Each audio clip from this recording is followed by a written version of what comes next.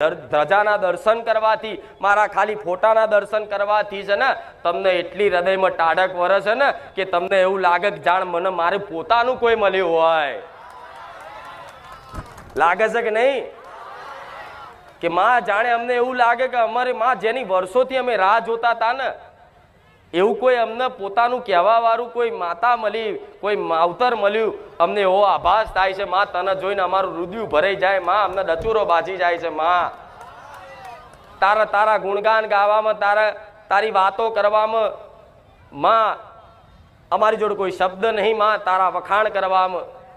એવો તારો પ્રેમ, એવી તારી લીલા, એવી તારી મહેમાન, એવા તારા પરચા જોઈ અમને આવા કાળા કળિયુગમાં માં એક ઓંધળો વિશ્વાસ બેહી ગયો છે કે જગતમાં માતા છે ને.